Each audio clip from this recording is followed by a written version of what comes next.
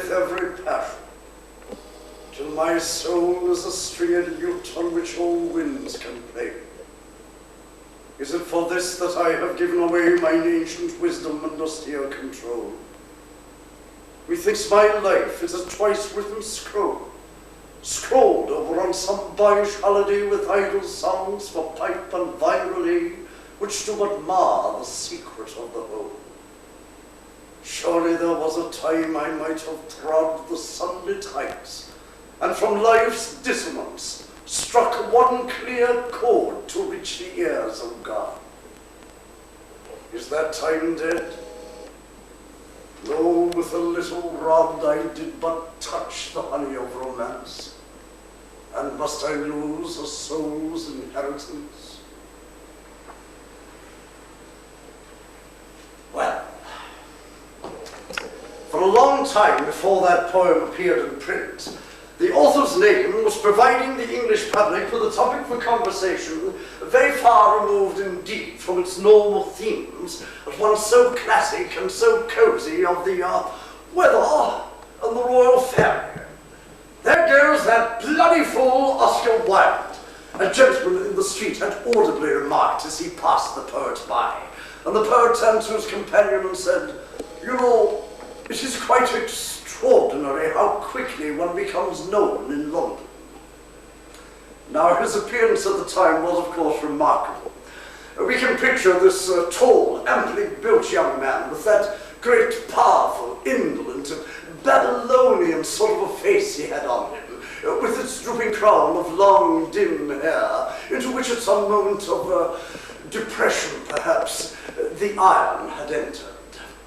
He would often be seen wearing silk stockings, knee breeches, a velveteen coat, a floating tie of greenish brocaded satin, and in his long, slim, pale hand there would be a lily, sometimes even a sunflower.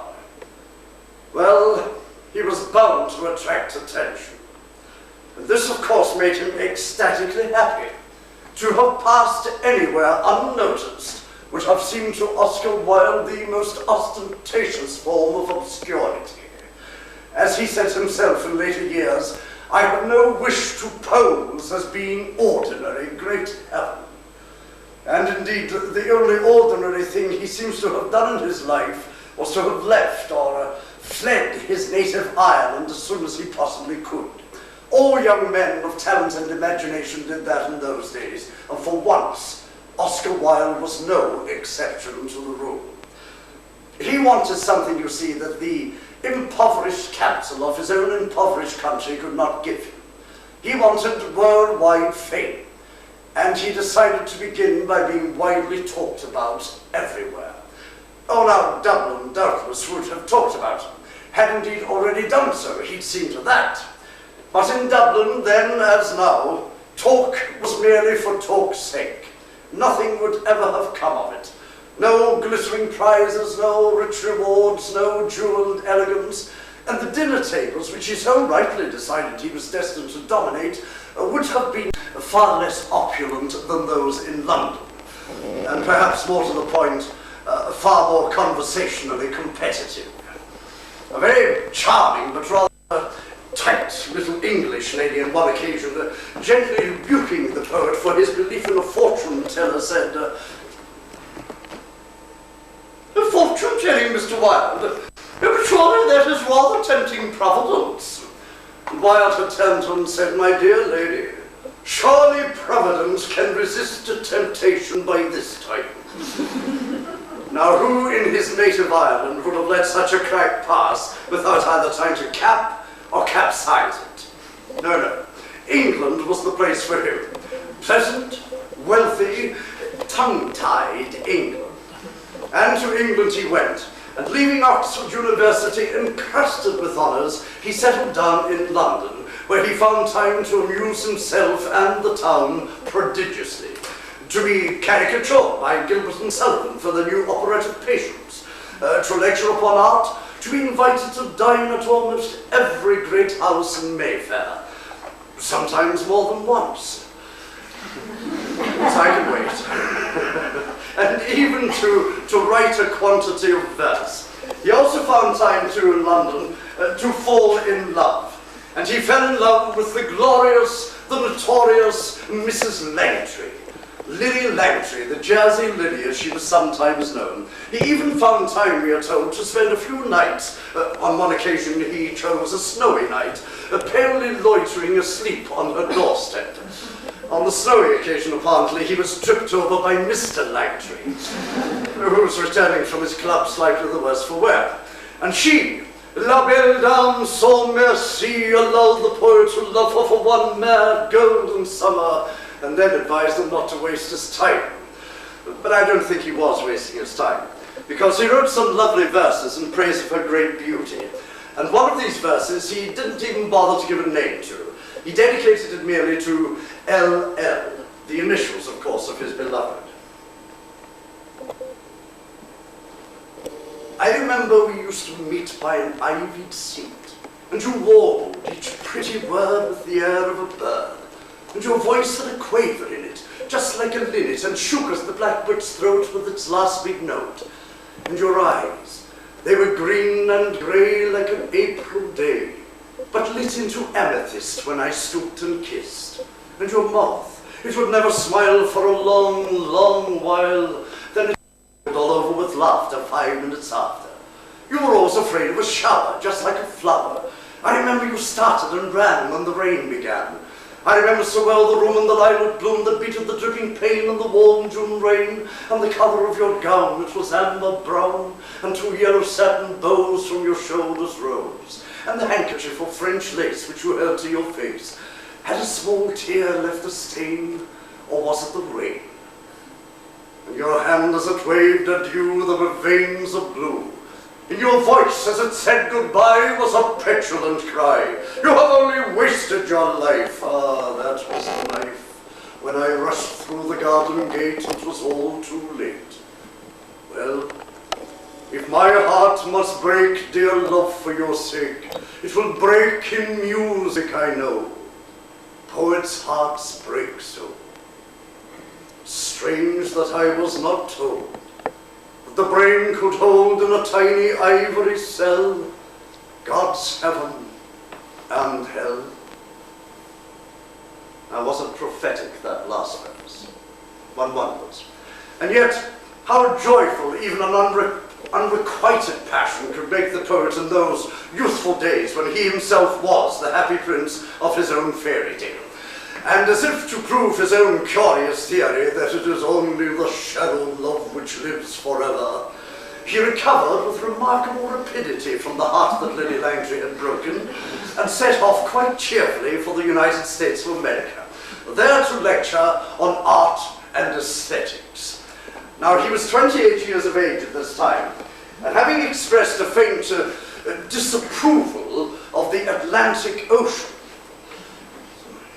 I am disappointed with the Atlantic, he confessed. It is neither as majestic nor even as large as I had expected. And having announced on his arrival at the New York Customs House that he had nothing to declare except his genius, he proceeded to give his transatlantic audiences all that they could have possibly expected, and perhaps a little more than they expected.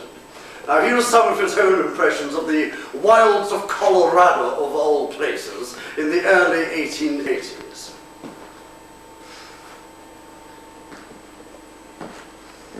Whilst I was lecturing at Denver, he writes, I received a message that if I went on to Leadville, as I proposed to do, some of the harsher elements in that wild mining town would be sure to shoot either me or my traveling manager.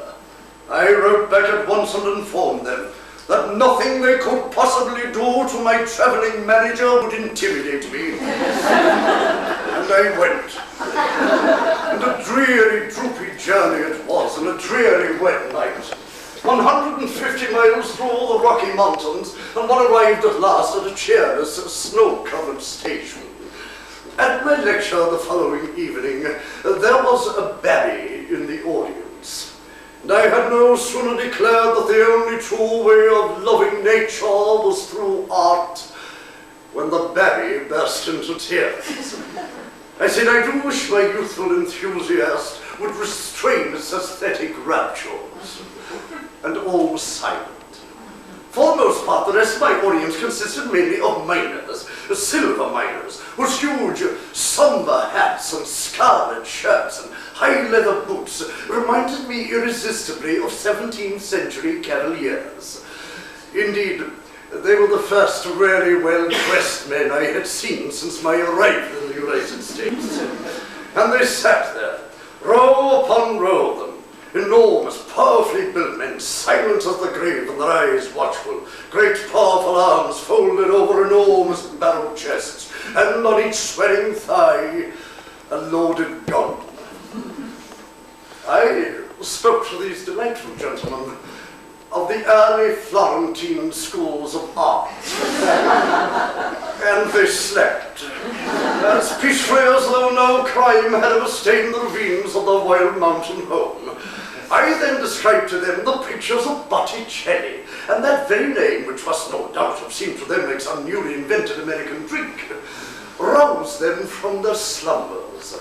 I then read them selected passages from the autobiography of that great Florentine genius and adventurer, Benvenuto Cellini, and he proved so popular that they asked me as one man, why the hell I had not brought him with me. I explained that Benvenuto had been dead for some years, which elicited the immediate demand of, who shot him? When my lecture was over, I accepted an invitation to supper and had to travel down a mine shaft in a rickety bucket in which it proved utterly impossible even for me to be graceful. On arrival at the bottom of the mine, we sat down to the banquet, the first course of which was whiskey, and the second course of which was whiskey, and the third of which was whiskey. But the amazement of those miners when they saw that art and appetite could go hand in hand, and knew no bounds. When I lit a long black cigar and quaffed down a few of their fiery cocktails without so much as flinching, they cheered me until the silver fell in glittering dust from the rafters onto our table. Now, it is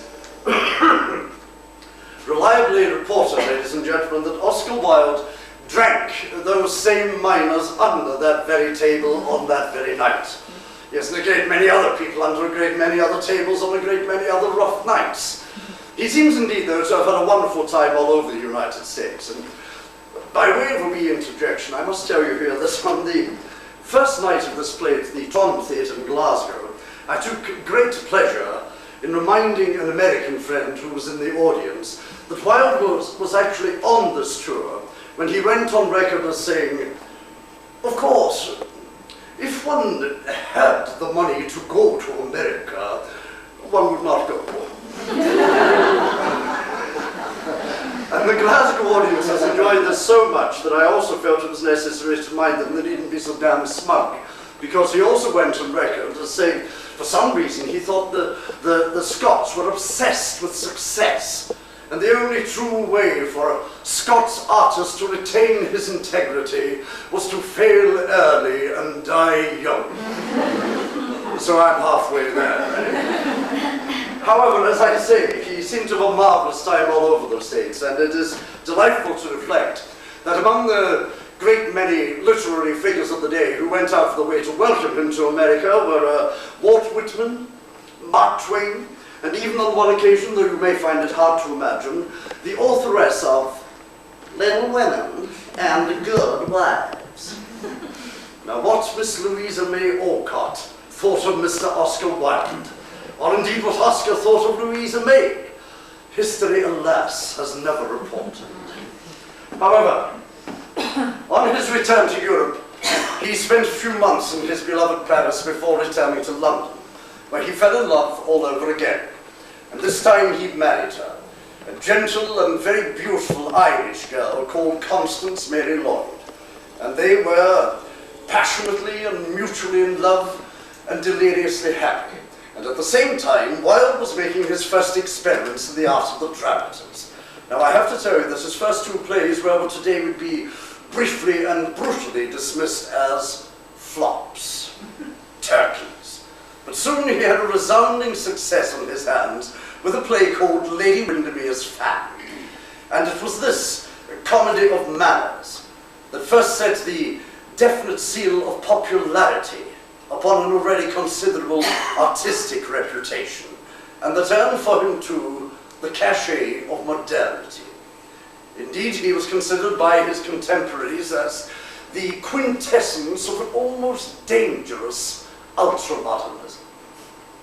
And to my mind, the essential modern, who happens also to be a man of genius, is seldom content merely to reflect or to echo the society in which he lives. He invents it. And Oscar Wilde, aesthetically speaking, I seriously suggest to you, invented the period we now refer to as the 1890s, the glorious 90s, through the first half of which remarkable decade he strutted, and through the second half of which he staggered. Now, the strutting phase, when he was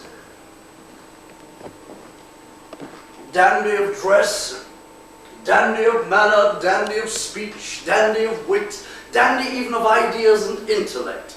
The period, in fact, during which he invented that strange dyed flower forever to be associated with his name, the green carnation.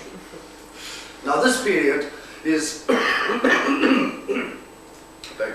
this period is beautifully represented by a little extract from one of his plays, An Ideal Husband, an extract in which we find Lord Goring, in between two great London parties, explaining to his manservant Phipps the subtle influence of the buttonhole on thought. Now, Phipps is standing somewhere here, and you will see him in a moment, but Lord Goring enters in white tie and wearing a rather faded flower in his buttonhole, which he wishes to change, you see, for the second party. And seeing Phipps standing there, he says, "Got me second buttonhole for you, Phipps?" "Yes, my lord." "Thank you, Phipps." "Rather distinguished thing, Phipps. Do you know that I'm the only person of the smallest importance in London at present who wears a buttonhole?" "Yes, my lord, I have observed that fact." "You see, Phipps, fashion is what one wears oneself. What is unfashionable is what other people wear." "Yes, my lord. Other people are quite dreadful, Phipps. The only possible society is oneself." "Yes, my lord. To love oneself, Phipps, is the beginning of a lifelong romance." "Yes, my lord. Don't think I quite like this buttonhole, Phipps. It makes me look a little too old." "Why, it makes me look almost in the prime of life.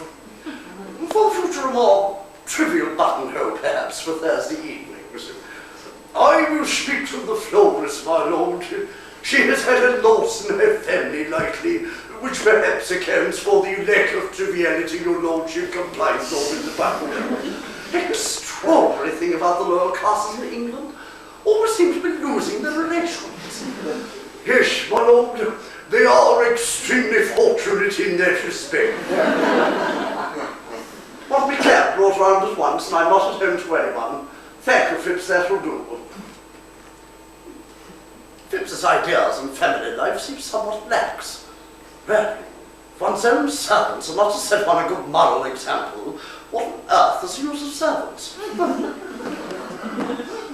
Now, with his growing importance as a playwright and as a social figure, do excuse me,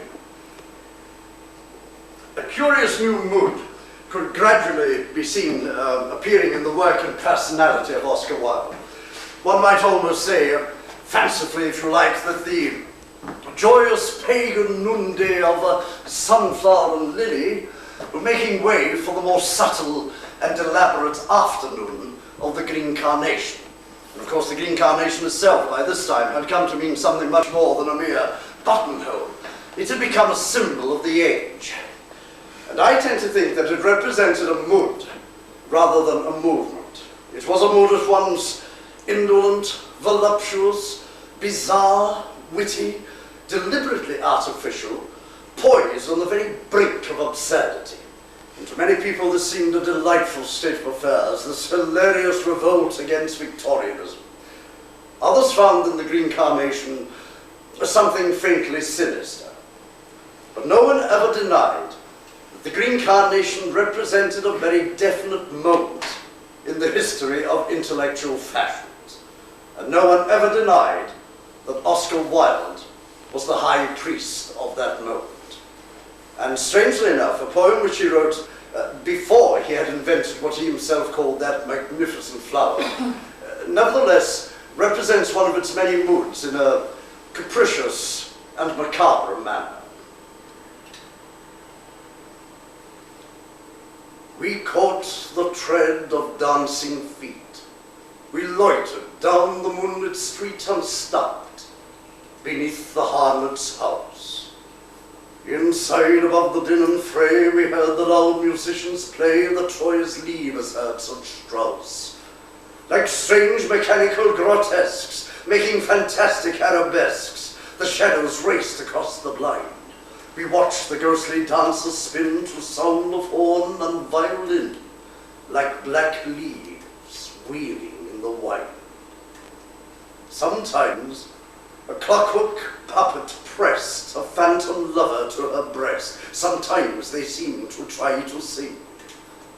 Sometimes a horrible marionette came out and smoked its cigarette upon the steps, like a live thing. Then turning to my love I said, the dead are dancing with the dead, the dust is whirling with the dust. But she held the violin and left my side and entered in. Love passed into the house of lust. Then suddenly the tune went false. The dancers wearied of the waltz. The shadows ceased to wheel and whirl. And down the long and silent street, the dawn with silver-sandaled feet crackled like a frightened girl. Now this same curious mood was to find a fuller expression in his one and only novel, a work which earned for him the unanimous abuse of almost all the critics. It was considered by them and by a vast number of the general public to be unwholesome. Now you must understand that unwholesome was a favourite adjective in those days. Anything at all that you disapproved of, you said it was unwholesome, sir. And you snorted down through your nostrils. If, on the other hand, you were the type of person who did approve of that sort of thing, you said it was deliciously, decidiously exotic. And you snorted up through your nostrils and gazed at the ceiling. So you see, people haven't changed a bit. However, this particular work of art was indeed unwholesome, exotic, delicious, deciduous, and anything else you care to call it. And it played merry hell with late Victorian susceptibilities for many a long day. Despite the fact, as Wilde himself pointed out in its defense, that the piece contained a quite obvious and rather terrible moral, as you will see.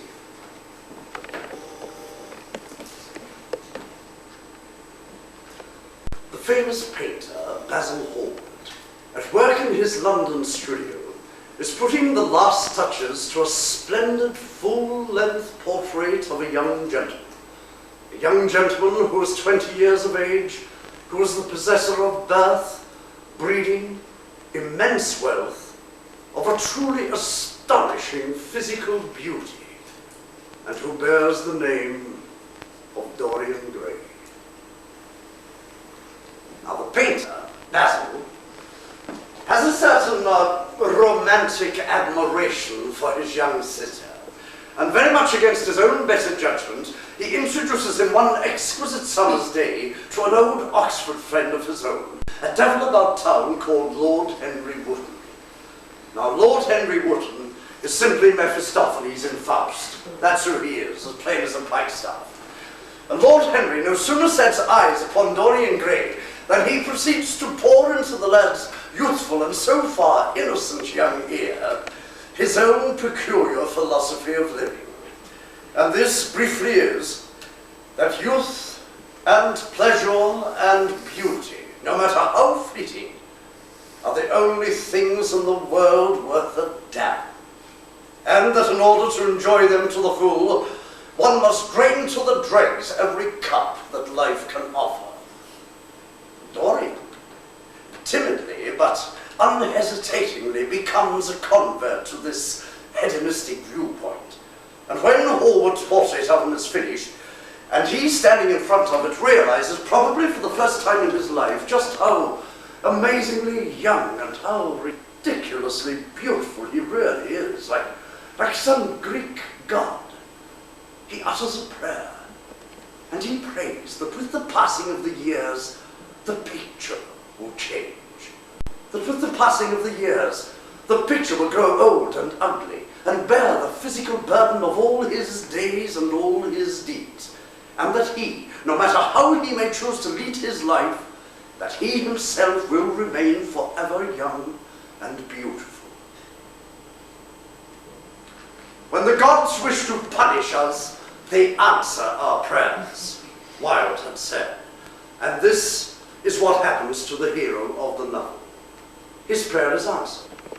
The miracle happens, and the picture does begin to change. Slowly, subtly, and quite horribly. And frightened by the alterations that he sees creeping across the painted canvas, Dorian Gray has the uncanny thing hidden away in an attic at the top of his great house in Grosvenor Square, an attic to which he alone holds the key. And then, largely under the influence of an evil but fascinating book, French of course, given to him by Lord Henry Wotton, of course, Dorian Gray proceeds to lead a life of the most reprehensible, though on the whole largely unspecified, pleasures. He burns with a pale gem-like flame, passing from pleasure to dubious pleasure, and from one strange-coloured vice to another. And yet, in spite of the passing of many years and the truly dreadful life that he is leading, Dorian Gray continues to look like a blameless 19-year-old Narcissus. The same, alas, cannot be said of the painting, which, all alone in his locked-up attic, except for the odd visit now and again from Dorian to see how it's getting along, the painting, as the years roll by, goes from beautiful to bad, and from bad to worse. The painted body becomes fat with luxury, the painted face cadaverous with sin, the eyes burn back deeply in their sockets, and the overall depravity of the thing is quite horrifying. Ah well, 19 baroque years go by in this manner, and the innocent cause of all the trouble, Basil Hallward, who painted the fatal picture in the first place, is perturbed by the evil reputation that by this time inevitably has attached itself to the name of Dorian Gray. And so perturbed indeed is good, staunch friend Basil, that one foggy November night he calls upon Dorian Gray at his great house in Grosvenor Square, and he asks him point blank, Dorian, is there any truth at all in the hideous rumours that continually surround your name? And Dorian Gray is furious by what he considers this vulgar and impertinent cross-examination. And turning upon Hallward, he says, oh, very well, Basil, as you seem so concerned about my life, you might as well know everything. Come with me. Come upstairs. I keep a diary of my life from day to day, and it never leaves the room in which it is written. So come with me. And you've chattered on long enough tonight about corruption. Well, now you shall look upon corruption face to face. taking up a lamp, he leads the bewildered Howard upstairs to the attic. And as he unlocks the attic door, he turns again upon Howard and he says, "You know, Basil, you have more right than anyone else in this world to know everything there is to know about me. You have had more to do with my life than you can possibly have dreamed." And the two men enter into the attic, and Howard is astonished to find himself in a poorly furnished room, dim with dust and cobwebs, and even more astonished to find, facing him on the wall, a full-length portrait of a grey, stooping, elderly man with the face and the eyes and the mouth of an evil satyr. And slowly he begins to understand that this is the picture that he himself painted of Dorian Gray almost 20 years ago. And overcome with loathing and disgust at what he sees, he turns more furious than before upon the golden-haired young Apollo who now stands by his side, and he says, "Oh God, Dorian, if this is true, if it can be true, and this is what you're doing to your life, oh God, Dorian!" And the quarrel flares up again between the two men, and within a few moments, in a fit of loathing and hate and disgust for this man whom he honestly believes has ruined his life and now has the damn cheek to confront it with it, Dorian Gray picks up a knife. He picked up a knife and rushed upon Howard, who now sat at the table, his head buried in his hands. He rushed upon him and tucked the knife into the great vein that is behind the ear. Crushing the man's head down upon the table, he stabbed him again and again. There was the horrible sound of someone choking in their own blood. 3 times the outstretched arms shut up convulsively. Dorian Gray stabbed him twice more, again and again. And now there was no sound. Now there was no movement, because now the man was dead. And yet, had it not been for the red jagged tear in the neck and the clotted black pool that was now slowly brimming over the table's edge, it would have seemed only as if he slept. Oh God, how quickly has it all been done. Basil Howard. Well, he was nothing now but a dreadful white wax image. And then his eye fell on the picture. What was that scarlet dew that spotted the right hand? Dear God, it was blood. Blood oozing out of the painted canvas. Dorian Gray rushed over and leaned his forehead against the cold, mist-stained glass of the window pane, and then, for some reason, he took out his watch and looked at the time. It was 5 minutes to 2, and Dorian Gray began to think.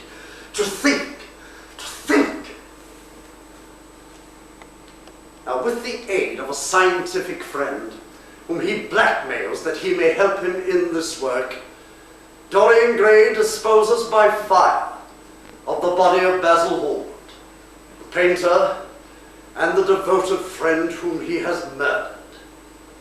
Then, in complete safety, he continues for a while to lead his elaborately evil life. But only for a while, because slowly and inevitably it palls on him.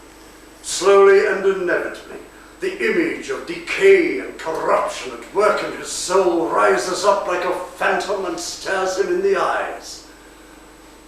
And then suddenly one day, his tortured imagination is purified by a new thought. A very simple thought, a form of resolution, a sort of childlike dream for the future. And filled with the freshness and the beauty that this new thought for his new life brings him, he finds himself one exquisite summer's evening, about 6 months after the murder of Basil Howard, dining alone with his old friend Lord Henry Wooten at Lord Henry's house in Curzon Street. And as dinner draws to a close, he confides in his old friend the plans for his new life. And Lord Henry is not in the least impressed. Oh, please do not tell me that you're going to be good, my dear Dorian. No, you're quite perfect as you are. Praying will not change, but I've got to change, Harry.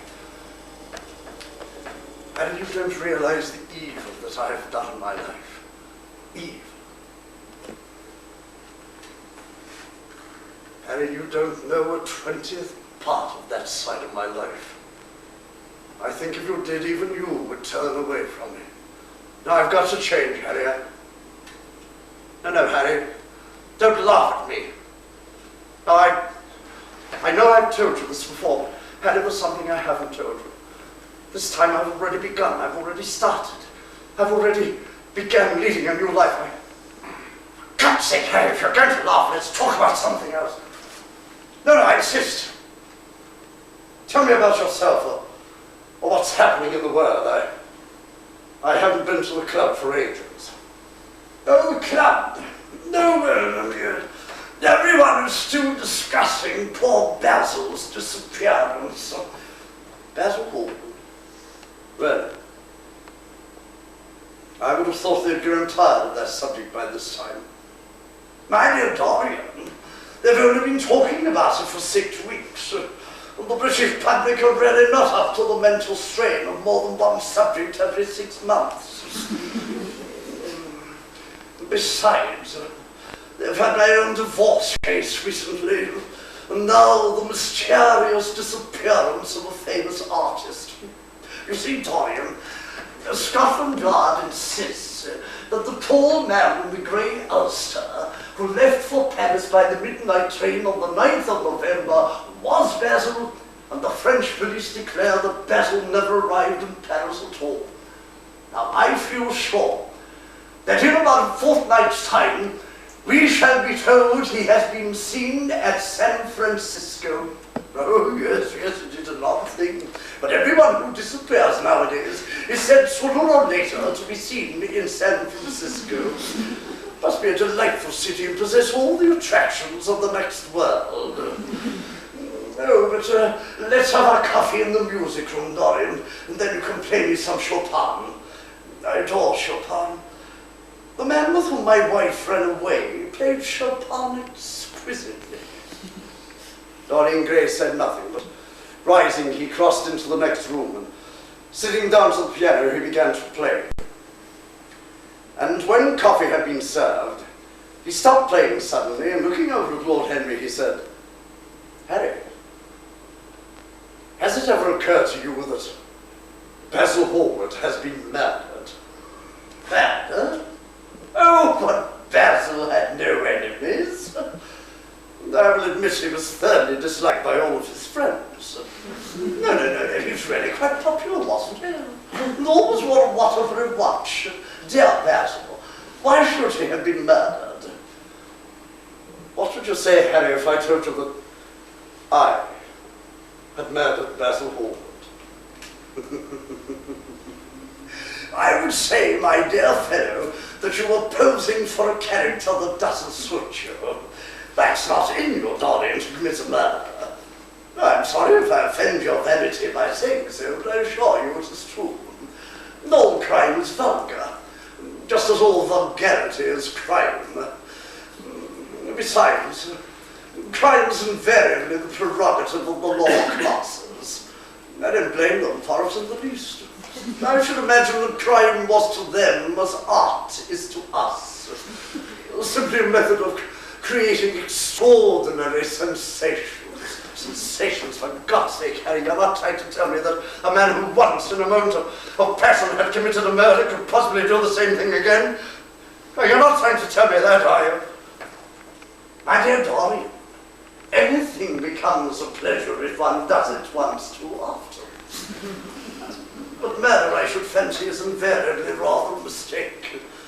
One should never do anything that one cannot talk about after dinner.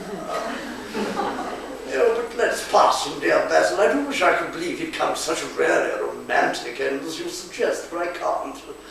I feel sure he's fallen into the River Seine off of an omnibus, and the conductor has hushed up the scandal. The French are so discreet. But if he is dead, I don't want to talk about it. Don't even want to think about it, and death terrifies me. I hate it. Death and vulgarity. The only two facts the 19th century has not yet explained away. No, but why so serious, my dear Dorian? Play me something. Play me a nocturne. as you play, tell me in a low voice the real secret of how you have kept your youth. Oh, no need to look so terrified, my dear boy. Obviously, you must have some secret. You really are very wonderful, Dorian.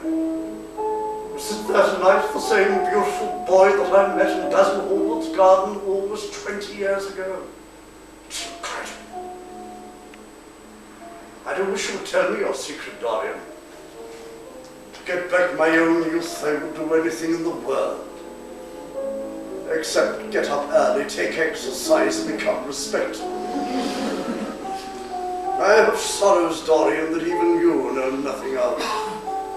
The tragedy of old age is not that one is old, but that one is young. I'm amazed sometimes by my own sincerity. But Dorian, how wonderful you are. What a marvelous life you have led. You have known everything, you have drunk deeply of everything, and yet life has not changed you. You're still the same. I'm not the same, Harry. I've changed, and I intend to change even more. My dear Dorian, you can never change to me. You and I will always be friends. Yes. Yes, I suppose we will. And yet, you poisoned me once with a book. I should never forgive you for that, Harry. Harry, promise me that you'll never give that book to anyone else. It does harm, Harry. It does harm to people's souls. Oh, dear Dorian, you're actually beginning to moralize. Why, soon you'll be going about warning everyone against those sins of which you yourself have grown tired. Oh, you really are much too delightful to play the hypocrite, Dorian. As for being poisoned by a book, there's no such thing as that. Art has no influence upon action.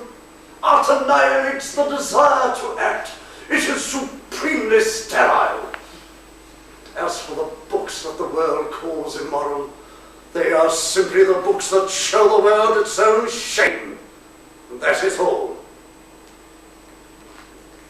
Oh, I'm leaving already. Oh, but why so early? Oh, but I shall call for you tomorrow for lunch around 1:30. Good night, Dorian. Good night, Harry. But as Dorian Gray got to the door, he turned back, looked at his old friend as if there was something else he wanted to say, and then he sighed and went out. Now, it really was a beautiful summer's evening, and as Dorian Gray strolled home, he began to think, he began to wonder if he could possibly succeed in making his life pure and whole again. Would he ever be able to banish the look of nameless evil from the painted face in the locked-up attic? And then he paused. Perhaps even now. Perhaps with the very birth of his new resolution. Perhaps with the new life that he'd already begun to lead. Perhaps even now the picture was beginning to change once more. He would go and look. When he got home, he sent his servants to bed, and taking up a lamp, he passed swiftly up the great staircase. He moved quickly into the attic, locking and bolting the door behind him, as was his custom. And then he crossed over to the table, laid down the lamp, and then he looked at the picture.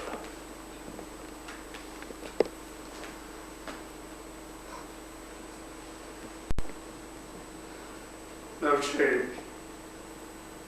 No change at all. Save that in the eyes there was a new and horrifying look of cunning, and on the mouth the curved, wrinkling smile of the hypocrite. Dear God, Lord Henry had been right. There was nothing in his new resolution but hypocrisy. The thing was still loathsome, more loathsome if possible than before. And the scarlet dew that spotted the right hand seemed fresher than ever and more than ever like blood newly spilt. There was blood too on the painted features that the damned thing had dripped. Dear God, there was even blood on the hand that had not held the knife. What did it all mean?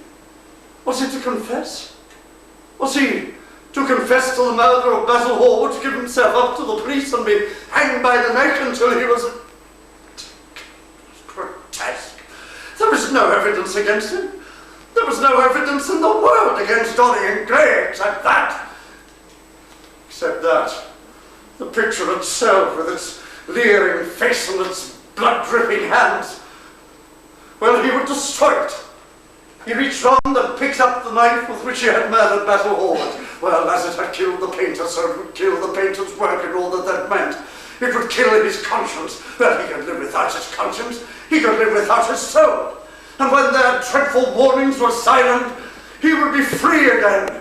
He hefted up the knife and stabbed the picture with it. A great cry was heard, so horrible in its agony that the frightened servants woke and crept slowly one by one out of their rooms. They met together in the corridors and began talking together in low voices. Eventually, 3 of the men servants mounted the great staircase and hammered on the attic door. There was no reply. They cried out aloud, "Mr. Dorian!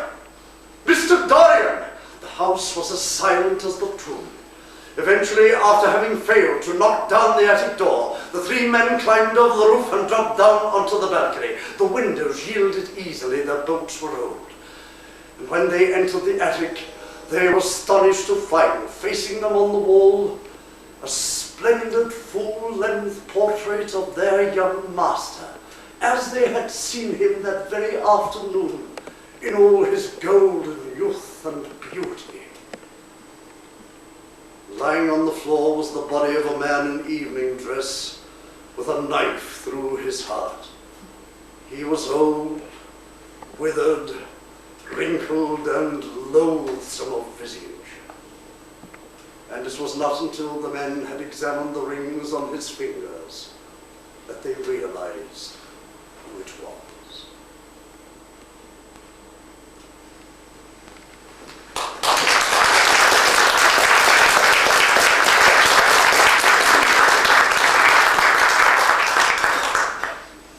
Getting too old for that piece. Now, for the author of The Decay of Lying, an essay in which Wilde set forth his famous theory that far from art's holding the mirror up to nature, it was nature and indeed life itself, he informed his startled generation, who did their best to follow art. London fogs, for example, he said, were merely nature's unfortunate amateurish attempts to imitate the French Impressionists. No, thank you, madam, I'm glad you did. Now, for the author of such an astonishing theory, I say it must have been an astonishing experience to meet for the first time in his life, and well over a year after the publication of Dorian Gray, with Dorian Gray. Oh, his name, of course, was not Dorian Gray. It was Lord Alfred Douglas, known to his family and friends as Bolsey. But he did bear the most amazing resemblance to the hero of the novel. Although, unlike the hero of the novel, Dorian Gray, who never did anything really with a strange and terrible life, except to be Dorian, Lord Alfred was in fact a poet. Yes, and a very considerable poet. And I think it is strangely and sadly significant enough that almost as soon as his famous and fatal friendship with this young man began, Oscar Wilde ceased almost entirely to write poetry. His whole attention now was upon the stage, and as I think for the first time, upon life itself. That tiger life, as he called it in later years. And for Oscar Wilde, the stage and life meant the spirit of laughter, the spirit of comedy. And I honestly do believe that once again, as he said in later years, he put his genius into his life and his talent only into his work. And his genius invariably expressed itself in his immortal conversation. What a charming woman, he remarked of one well-known London hostess. Charming woman, with the remains of a really remarkable ugliness. Her capacity for family affection is quite astonishing. When her third husband died, her hair turned quite gold from grief. Of course, many of these sayings found their way into his plays. But it was on the 12th of February, in the year of grace 1895, Oscar Wilde sent a telegram to a friend of his, a very good and a very faithful friend, a lady called Mrs. Ada Leveson. Now, she was a fashionable writer of the time, and for some reason, Wilde always called her the Sphinx, and this is the telegram he sent. My dear Sphinx, can you come to the theatre tonight at 7:45, dress rehearsal without scenery? Have secured for you, or bring Robbie or someone with you, have secured for you a small box for the opening night. Now the opening night, of course, was the opening night of that play of which he felt so securely certain that on being asked during rehearsals, did he think the play would be a success by a newspaper man, he had said, but it is. The most enormous success. All that remains to be seen is whether the audience will be. And of course, by this time, the importance of being Oscar had come to mean the importance of not being Ernest. And I'm sure we all remember bits and pieces of that indescribably complicated little plot, which I promise you I'm not going to impose on you tonight. Suffice it to say that Mr. Ernest Worthing, a young gentleman of some means, is madly in love with the Honourable Gwendolen Fairfax, to whom he proposes equally honourable marriage. And he is caught red-handed, so to speak, in the very act of proposing by the Honourable Gwendolen's mother, Lady Bracknell, who sweeps into the drawing room, quite unannounced, of course, and seeing the young gentleman on his knees at her daughter's feet, says, "Hooray, sir! From that semi-recumbent posture, it is most indecorous." And Gwendolen, with that elaborate girlish simplicity for which she is so justly famed and feared, especially by her girlfriend, says, "Oh, but Mamma, I am engaged to Mr. Worthing." Mamma, like Queen Victoria, is not amused. "Pardon me, you are not engaged to anyone. When you do become engaged to someone, I, or your father, should his health permit him, will inform you of the fact. An engagement should come upon a young girl as a surprise, pleasant or unpleasant as the case may be. It is hardly a matter she should be allowed to arrange for herself. And now, I have a few questions to put to you, Mr. Worthing.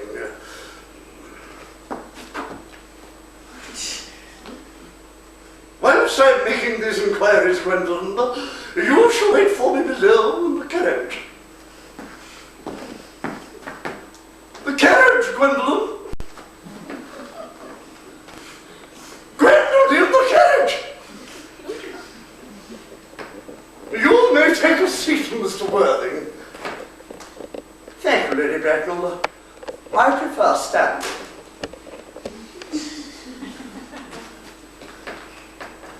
I feel I must tell you that you are not down on my list of eligible young men, although I have the same list as the dear Duchess of Bolton has. We work together, in fact. However, I am prepared to add your name, should your answers be what a really affectionate mother requires. Do you smoke?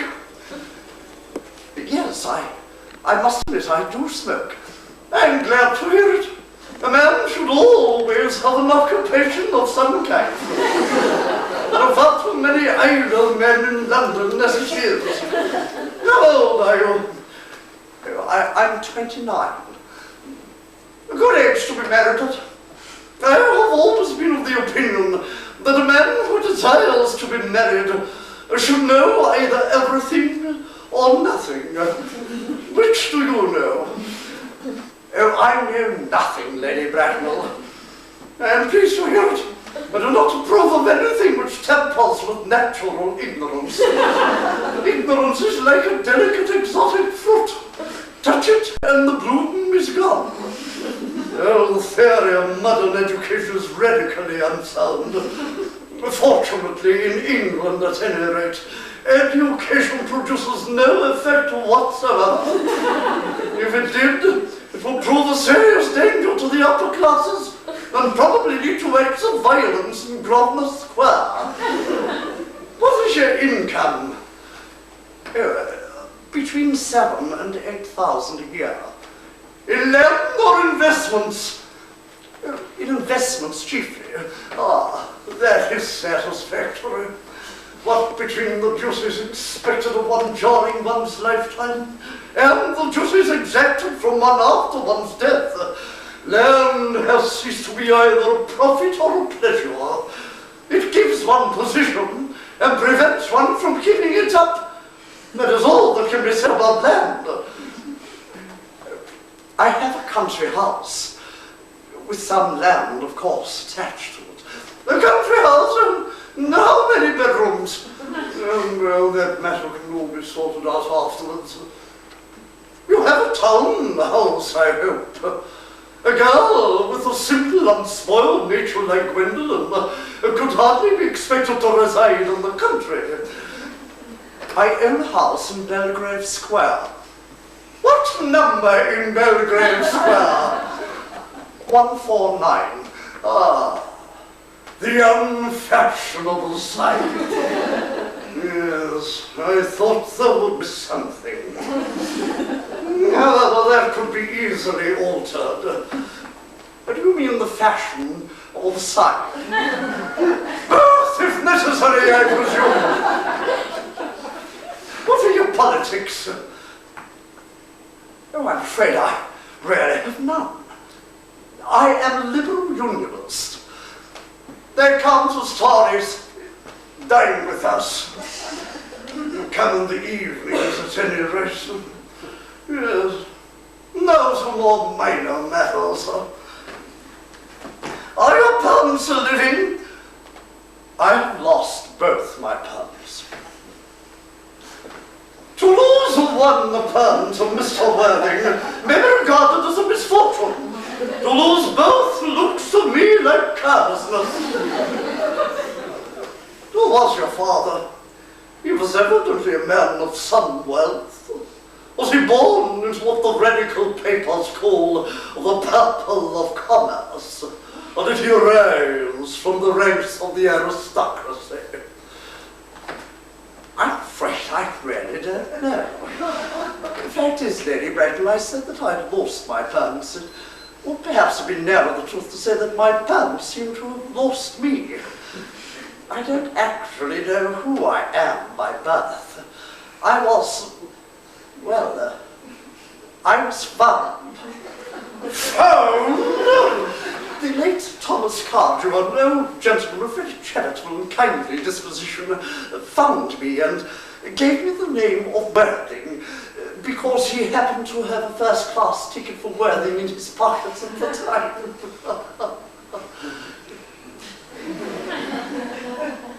Worthing is a place in Sussex.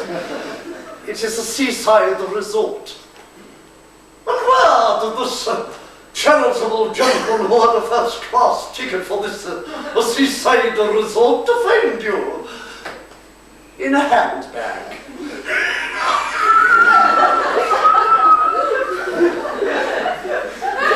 Yes, Lady Bracknell, I was in a handbag, a somewhat large, black leather handbag, with handles to it.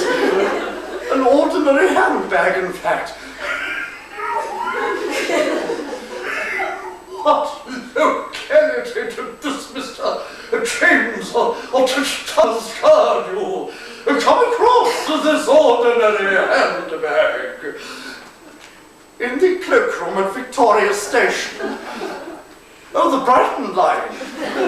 The line is immaterial. Mr. Worthing, I must confess that what you have just told me has me somewhat bewildered. To be born, or at any rate, bred in a handbag, whether it had handles or not, seems to me to display a contempt for the ordinary decencies of family life that reminds one of the worst excesses of the French Revolution.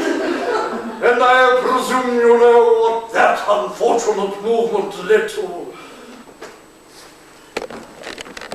As for the particular locality in which the handbag was found, well, you can hardly expect for a moment that I, or Lord Bracknell, would dream of allowing your only daughter, a girl brought up with the utmost care, to marry into a cloakroom and form an alliance with a parcel. Good morning, Mr. Worthing.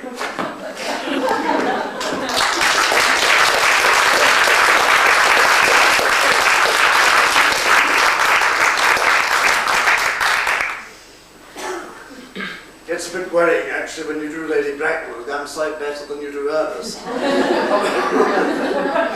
Now, the first night of the importance of being earnest, the last first night, as Mrs. Leveson, the Sphinx, has called it, was held on St. Valentine's Day, 14th of February, 1895, at the St. James Estate in London. And it was, as Wilde had predicted, the most enormous success. And the poet at this time was at the zenith of his career. Aesthete, poet, scholar, sage, philosopher, wit, dramatist, critic, happy husband, father by this time of 2 fine boys, and everything for Oscar Wilde was all that he ever desired. It was exquisite and absurd. And the air in St. James Estate of that night was warm, golden, and rippling with laughter.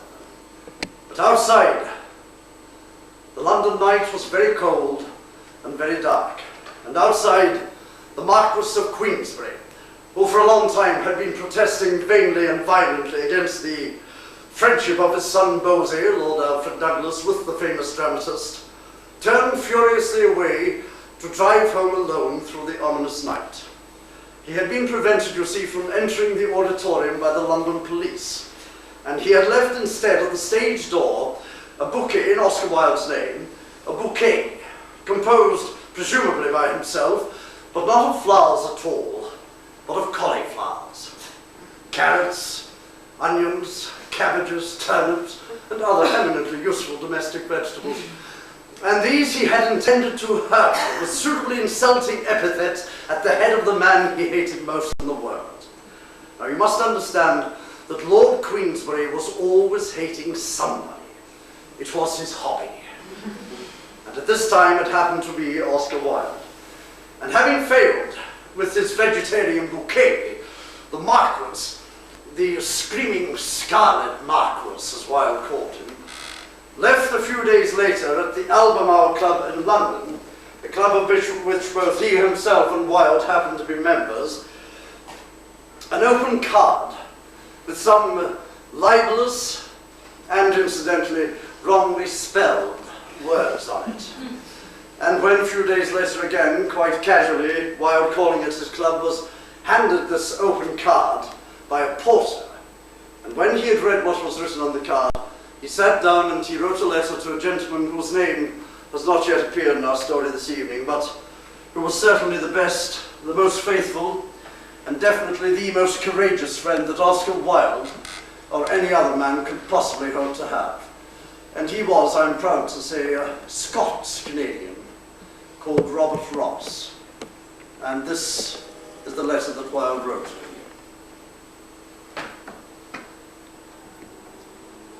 My dearest Robbie, since I saw you, something has happened.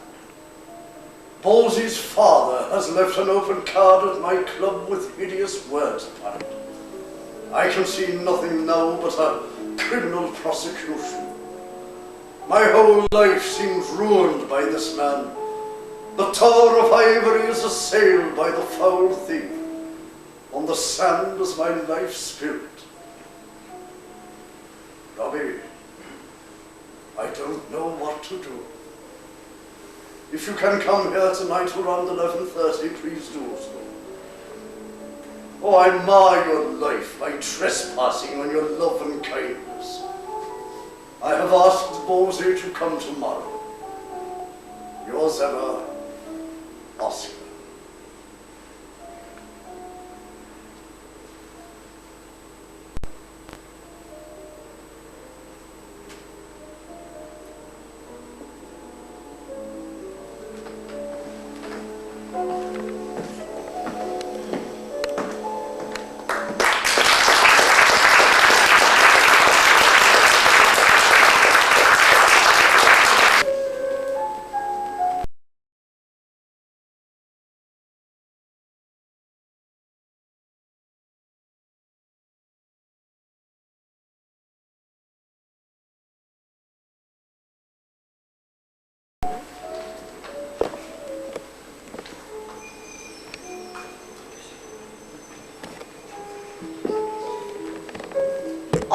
Wilde and Alfred Taylor.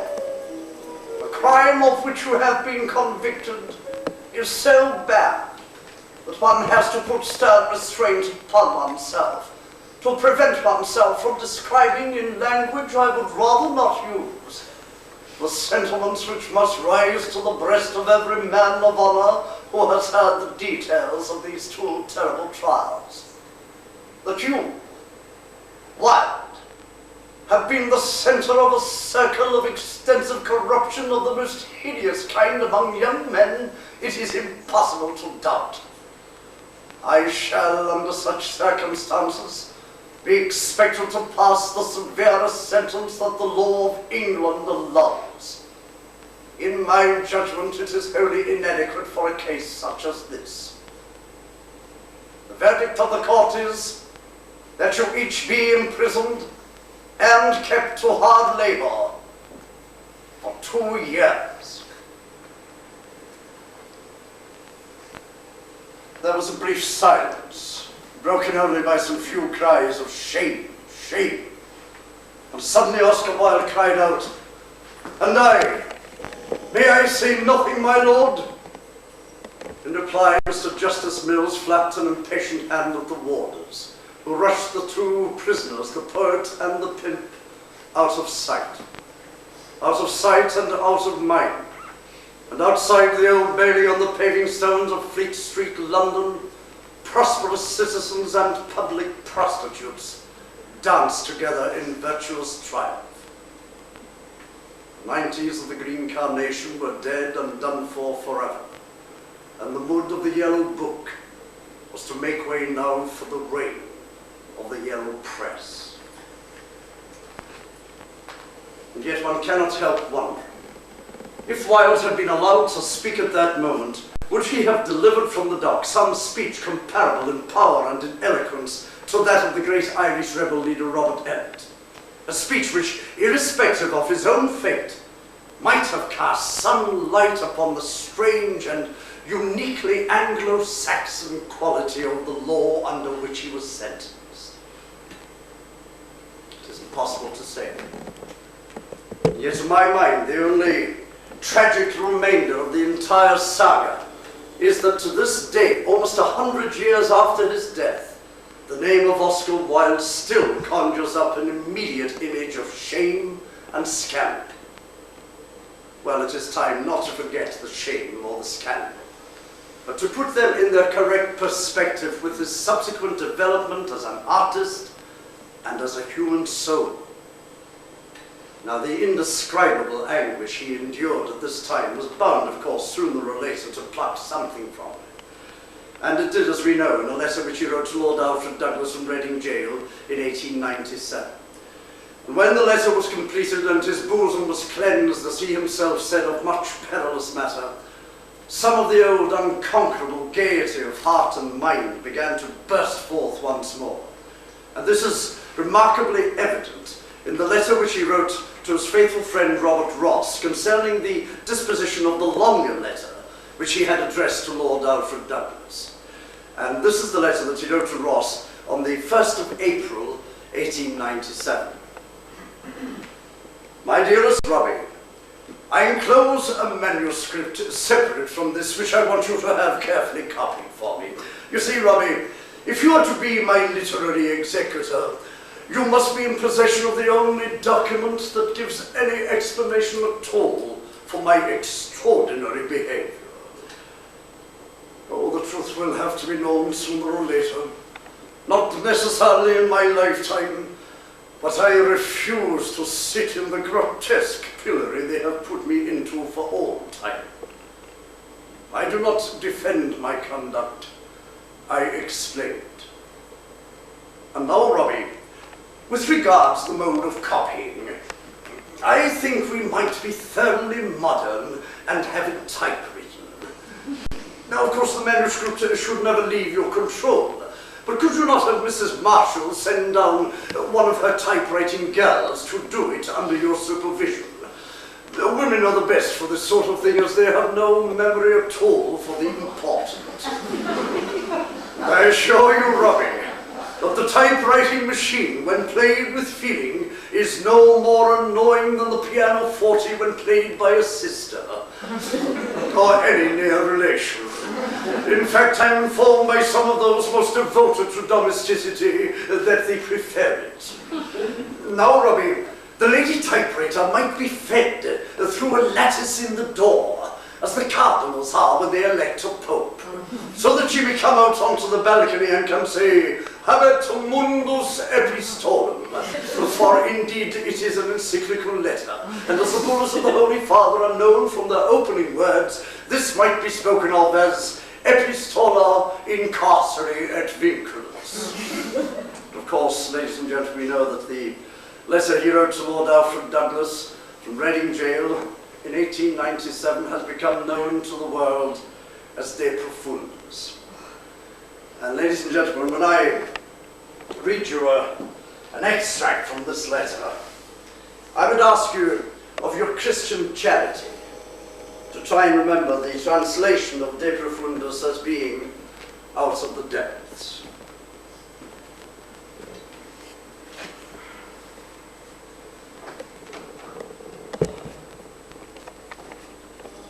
Her Majesty's Prison, Reading. Dear Bosey, after long and fruitless waiting, I have determined to write to you myself, as much for your sake as for mine, as I would not like to think that I had passed through 2 long years of imprisonment without ever having received a single line from you, or any news or message even except such as gave me pain. Our ill-fated and most lamentable friendship has ended in ruin and public infamy for me. Yet the memory of our ancient affection is often with me, and the thought that loathing and bitterness and contempt should forever take the place in my heart once held by love is very sad to me. Oh, I have no doubt that in this letter which I have to write of your life and of mine, there will be much that will wound your vanity to the quick. If it proves so, read the letter over and over again until it kills your vanity. And do not be afraid to read it. Remember that the supreme vice is shallowness. Everything that is realized is right. I will begin by telling you that I blame myself terribly. As I sit here in this dark cell in convict clothes, a disgraced and ruined man, I blame myself. I blame myself for allowing an unintellectual friendship, a friendship whose primary aim was not the creation and contemplation of beautiful things, entirely to dominate my life. From the very first, there was too wide a gap between us. All the appalling results of my friendship with you, I do not speak at present. I am thinking merely of its quality now while it lasted. It was intellectually degrading to me. The letter I received from you on the morning of the day I let you take me down to the police station to apply for that ridiculous warrant for your father's arrest was one of the worst that you ever wrote, and for the most shameful of reasons. You and your father. Between you both, I had lost my head. My judgment forsook me. Terror took its place. Blindly, I staggered as an ox to the shambles. Oh, and those of my friends who really desired my welfare implored me to retire abroad and not to face an impossible trial. You forced me to stay, to brazen it out in the witness box by absurd and silly perjuries.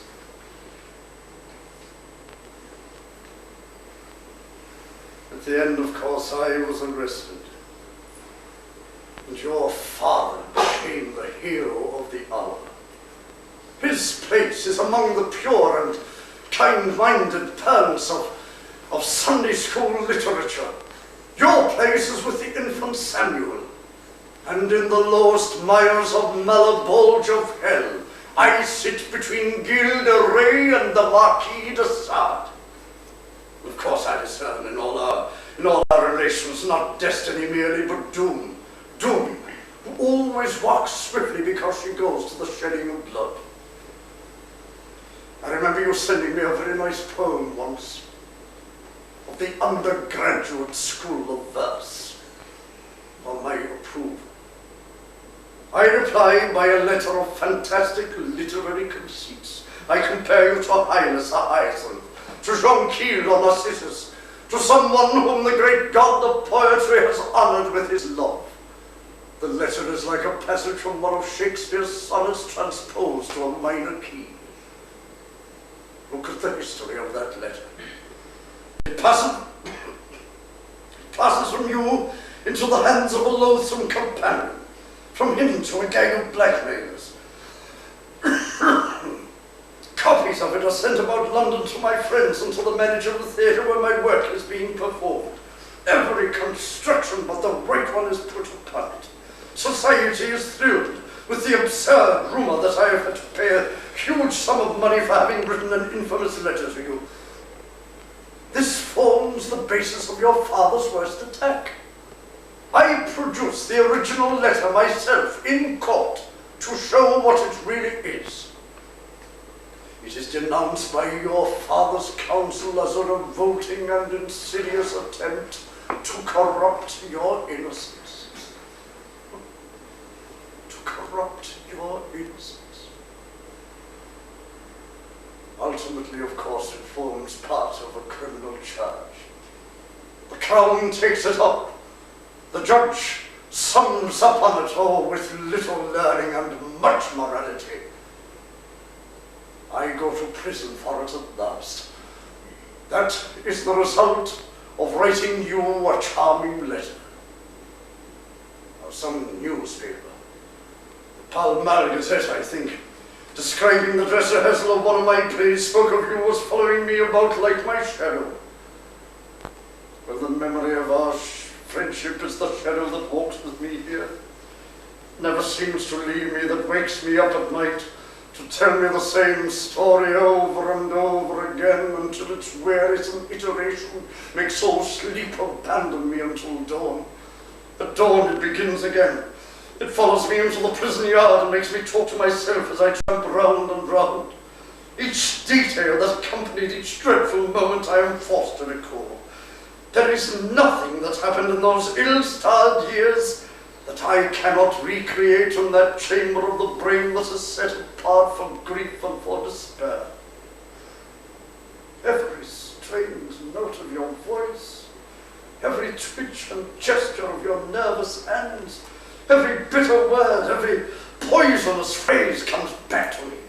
And I remember the street of the river down which we passed, the wall of the woodland that surrounded us, and what figure on the dial stood the hands of the clock, which way went the wings of the wind, the shape and the colour of the moon. You and I have known each other for more than 4 years. For half of that time we were always together. The other half I have spent in prison as a result of my friendship with you. Oh, and how clearly I saw it all then as now, I need not tell you. But I said to myself, at all costs, I must keep love in my heart. If I go into prison without love, what will become of my soul? All the letters I wrote to you then from Holloway Jail were my attempt to keep love as the dominant knot of my own nature. I could, if I had chosen, have torn you to pieces with bitter reproaches. I could have rent you with maledictions. I could have held up a mirror to you and shown you such an image of yourself that you would not have recognized it as your own until you found it mimicking back your gestures of horror. And then you would have known whose shape it was and hated yourself forever. More than that, indeed, as you well know, the sins of... No, I will simply say the sins of another. The sins then of another. Oh, you well know who that other is. The sins then of another were being laid to my account. Had I so chosen, I could on either trial have saved myself at the expense of that other. Or not from shame indeed, but certainly from imprisonment. Had I cared to show that the Crown witnesses, the three most important witnesses, had been carefully coached by your father and his solicitors, and not in reticences merely, but in assertions, in the absolute transference, deliberate, plotted, and rehearsed, of the actions and doings of that other unto me, I could have walked out of that court with my tongue in my cheek and my hand in my pocket, a free man. I did not choose to do that. And I have never regretted my decision for a single moment, not even in the most deepest moments of my imprisonment. Oh, Bonnie, you really think that you were worthy of the love that I was showing you then? Or that for a single moment I thought you were?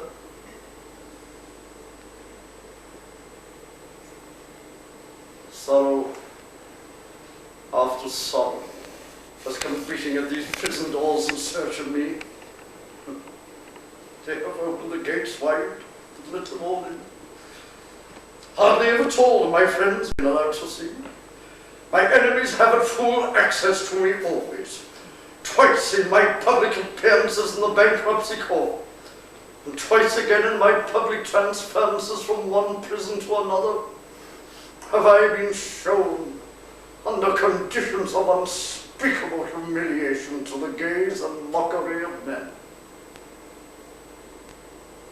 And the messenger of death has brought me his tidings of my mother, and gone his way. Hardly has that one been dulled, not healed, by time, when violent and bitter and harsh letters come to me from my wife's solicitors. I am at once taunted and threatened with poverty. That I can bear. I can school myself after what I have suffered to endure worse things than poverty. But now, my two children are taken from me by legal procedure. That the law should decide, and take it upon itself to decide that I am one unfit even to be with my own children, is quite horrible to me. I envy the other men who tread the prison yard along with me. I am sure that their children wait for them, look for their coming, and will be sweet to them. Dear Christ, the poor are wiser, more charitable, more kind, and infinitely more sensitive than we are. In their eyes, prison is a tragedy in a man's life, something that calls for sympathy in others. They speak of a man who is in prison as one who is in trouble. Simply, this is the phrase they always use, and the expression has the perfect wisdom of love in it, of love and sorrow. And where sorrow is, believe me, there is holy ground. There indeed is the spirit and the image of Jesus Christ himself. I know that now. I know too that everything about my tragedy has been hideous, mean, repellent, and, oh God, lacking in style.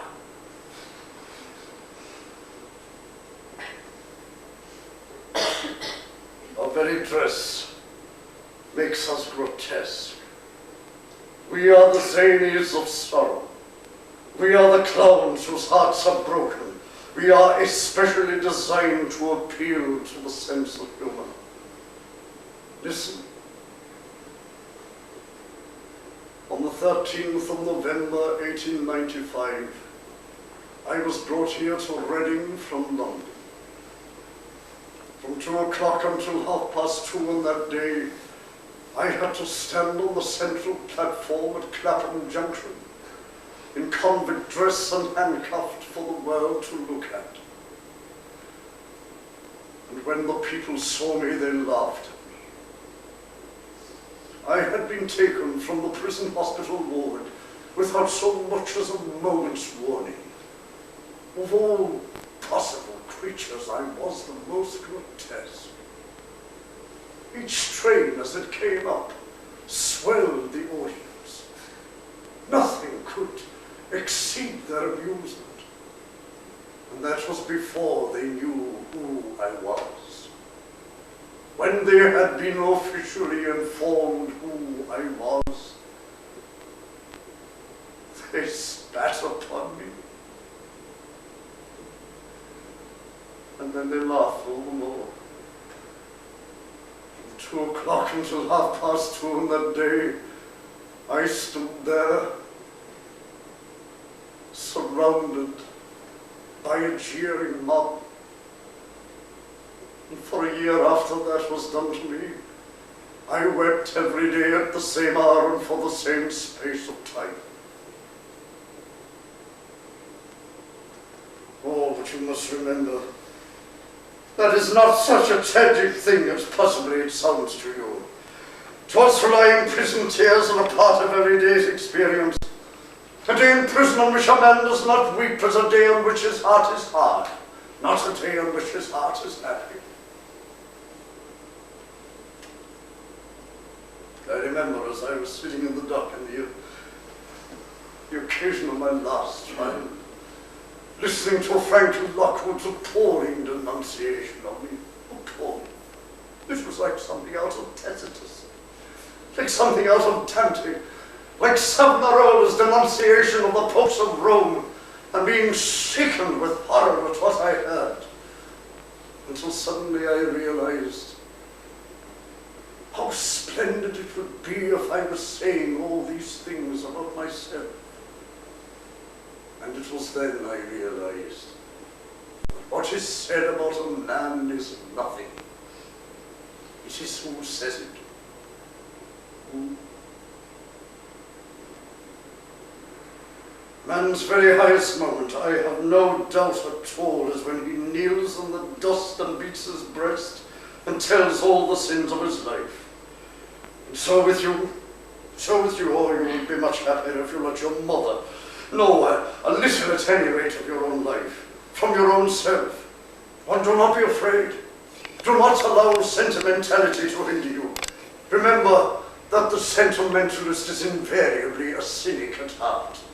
Indeed, sentimentality is merely the bank holiday of cynicism.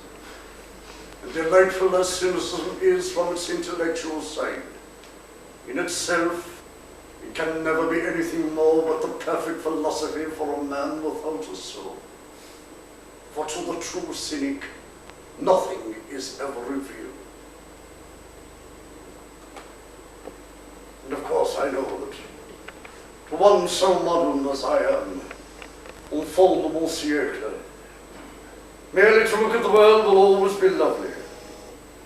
I tremble with pleasure when I think that on the very day of my leaving prison both the laburnum and the lilac will be blooming in the gardens, and that I shall see the wind stir into restless beauty the swaying gold of the one, and make the other toss the pale purple of its plumes, so that all the air shall be Arabia for me. But dear Christ, all trials are trials for one's life, and all sentences are sentences of death.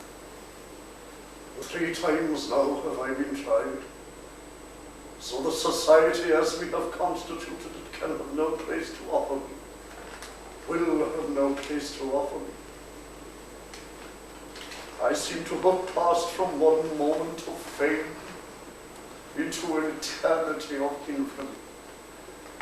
And I know that for as long as I live, I shall be an outcast as the leper.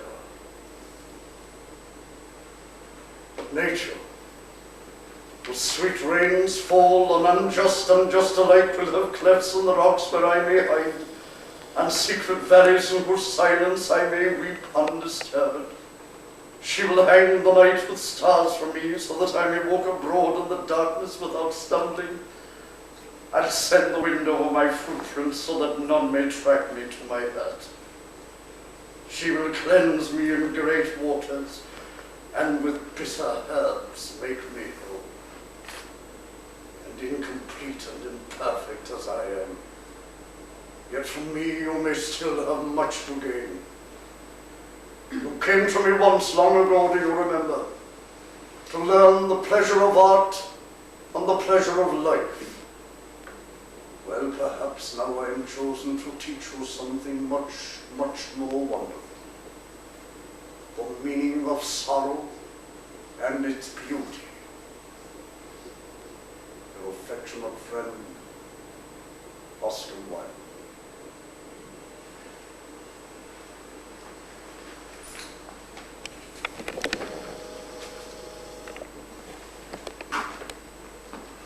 But even in the darkest moments of his prison life, his sense of humor never deserted him. He had a warder. Now, I'll rephrase that. There was a warder, Mr. Tom Martin. And Tom Martin was a Belfast man. And he was, in fact, actually very kind to Oscar Wilde, often sneaking him in books and things that he wasn't allowed to do.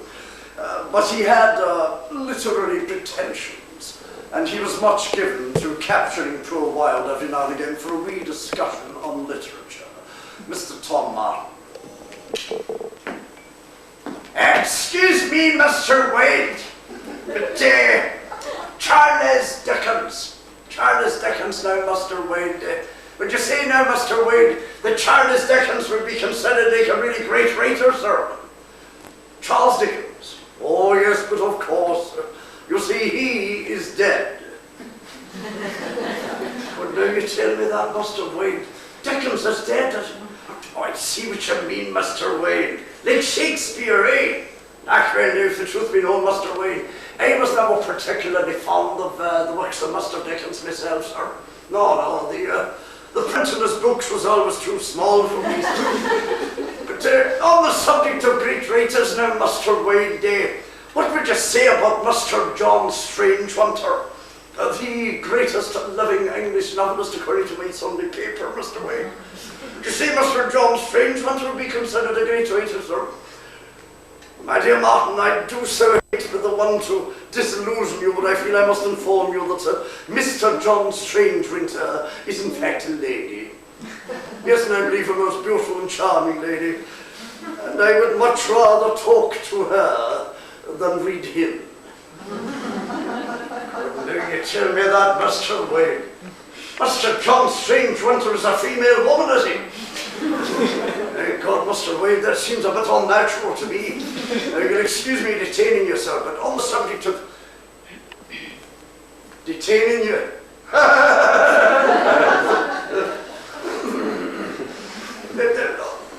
What would you say, Mr. Wade, about Miss Marie Corelli, the Queen of Passion? I tell you the truth, Mr. Wade. I've read every one of her books, and I think I've read them all about 5 times. But you see now that Miss Marie Corelli would be considered like a really great writer, sir. There was a delicate pause. And then Wilde turned to him and said, "My dear Martin, I am the last man in the world to cast aspersions upon the moral character or private life of Miss Marie Corelli. But from the way she writes, she ought to be in here instead of me." Now, Oscar Wilde was released from prison on the 23rd of May, 1897. And among those who gathered to greet him at the house of the Reverend and indeed heroic Stuart Headlam was his old friend, Mrs. Ada Levison, the Sphinx. There she was, loyal to the last, elegant and beautiful as ever. And as the only lady present, it is her who has left us the most vivid image of that reunion. We were all acutely embarrassed, she confesses, at the mere idea of seeing poor Oscar again. But when he came in, he put us all at our ease at once. He entered like a king returning from exile, talking, laughing, smoking a cigarette, fresh flower in his buttonhole, the hair newly waved, and looking markedly slighter, younger than he had 2 years previously. And the first thing he said was, "Sphinx, my dear Sphinx, Oh, now sphinxes are minions of the moon, and yet you get up at dawn to greet me. Oh, my dear Sphinx, how brilliant of you to know exactly the right hat to wear at 7 o'clock in the morning to greet an old friend who's been away. Now, you can't have got up, you must have sat up. And we were enjoying this, she said, when Oscar sat down and wrote a letter and sent it off in a hansom cab to a nearby Roman Catholic retreat, asking that he might be allowed to retire there for some 6 months. And whilst we were waiting, she tells us, Oscar sat back in a corner of the sofa and held court, in his own grand, bland manner, talking, laughing, smoking cigarette after cigarette, until suddenly he stopped and he said, Sphinx, do you know one of the dreadful punishments that happens to people who have been away? They are not allowed to read the Daily Chronicle. Did you know that? Coming along here in the train, I begged to be allowed to read the Daily Chronicle. Impossible, I was told, quite impossible. So I then suggested that I might be allowed to read it upside down. And to this, to my enormous astonishment, they consented. And so all the way from Reading to London, I read the Daily Chronicle upside down, and never enjoyed it so much in all my life. It really is the only way to read newspapers. And presently, she tells us the man returned with the letter, and it was disappointing news. The Roman Catholic retreat informed him in no uncertain terms that under no circumstances could they possibly accept Mr. Oscar Wilde into their establishment on what they considered his impulse of a moment. He would have to, they informed him, consider the matter seriously for at least a year. Like so many others, of course, they shut the gates against him. And when poor Oscar read the letter, he broke down and wept. And Mrs. Levison tells us, and these again are the Sphinx's own words now, poor Oscar broke down and wept with all the bitter abandon of a child. I learned later that he had left that same afternoon for his beloved France in the company of the faithful Robert Ross and another friend, Reginald Turner. And he never set foot in England or indeed in his native Ireland ever again. Now, it was in the late summer of that same year that the great French writer André Gide, who had been an intimate friend of Wilde's for many years, called on him and found him staying at a tiny little fishing village called Belval-sur-Mer on the Norman coast. And here he tells us he found the Irish poet in a strange, subdued, mysteriously happy frame of mind, and even more strangely determined to stay there until the day of his death. Ah, no, you see, André, he said, I could never leave Berneval again. No. Prison has changed my imagination completely. No, I was depending on it for that. No, I could never go back to Paris and London. The thought of these great cities fills me with terror.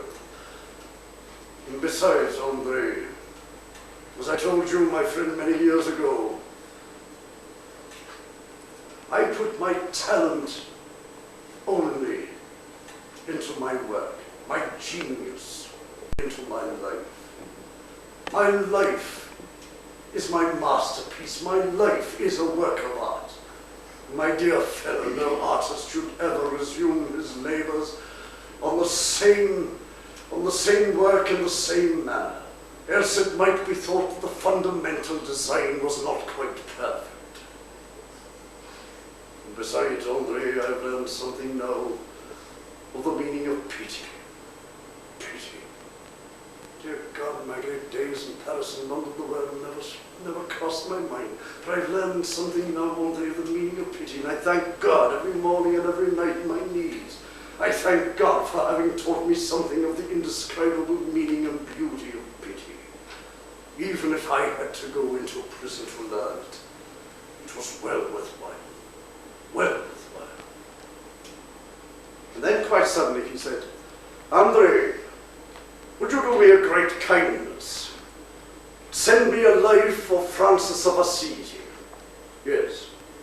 Yes, send me the best life of St. Francis you can find. I feel, you see, that maybe Francis has found the road that I am meant to follow. If I can, if I have the strength.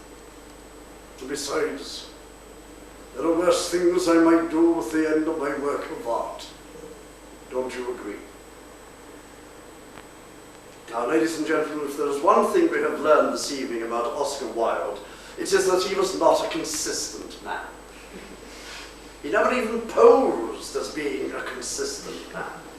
Indeed, legend has it that he included consistency in his little list of what he called the 7 deadly virtues. But I believe that the Franciscan period, the Franciscan epoch, if you like, was honestly and consistently sincere for as long as it lasted. The only thing was, of course, that it didn't last very long.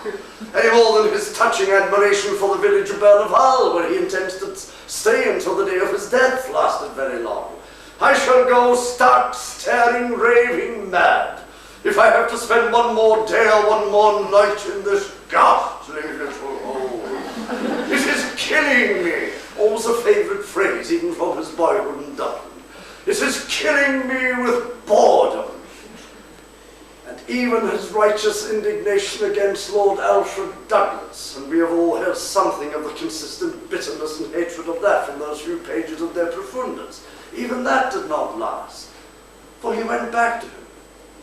Oh, fatally, of course, and once again, against all the advice of his real friends, he went back to him. That same year, 1897, at Posillipo in Naples, where Lord Alfred had a villa by the sea. And it was in that house, the Villa Giudice, that Oscar Wilde completed the poem that was to be his last work. He had gone back to poetry, do you see? Into a poetry of a startlingly new kind for him. There were no more elaborate rhythms and hidden rhymes, no more images of ivory and gold and precious stones, but all now was simple, deliberately simple, and so plain that even a child could understand it. And he did not dedicate this poem to any of his intimate friends, as was his normal custom. He dedicated it instead to a man with whom he had never exchanged a single word in his life. That man was an English soldier who was sentenced to death for the murder of his own unfaithful wife, and he was hanged in Reading jail on the morning of the 7th of July, 1896. And this is the poem that Oscar Wilde dedicated to that soldier. It is called The Ballad of Reading Jail.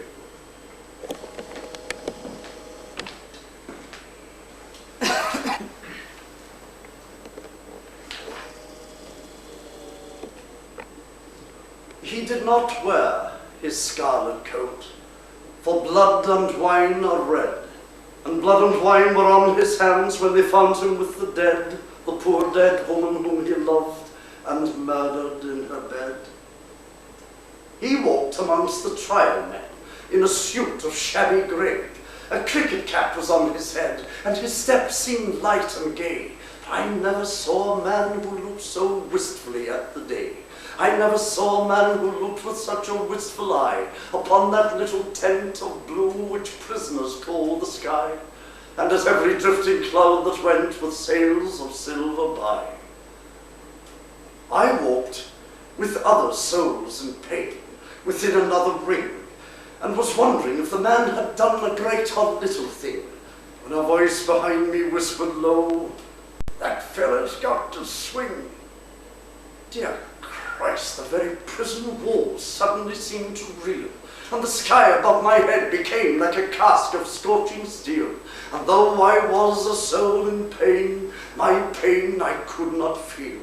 I only knew what haunted thought quickened his step, and why he looked upon the garish day with such a wistful eye. The man had killed the thing he loved, and so he had to die. Each man kills the thing he loves. By each let this be heard. Some do it with a bitter look, some with a flattering word. The coward does it with a kiss, the brave man with a sword. So with curious eyes and sick surmise we watched him day by day, and wondered if each one of us would end the self-same way. For none can tell to what red hell his sightless soul may stray. We sowed the sacks, we broke the stones, we turned the dusty drill, we banged the tins and bowled the hymns and sweated on the mill. But in the heart of every man terror was lying still. So still it lay that every day crawled like a weed-clogged wave, and we forgot the bitter lot that waits for fool and knave, till once as we tramped in from work, we passed an open grave.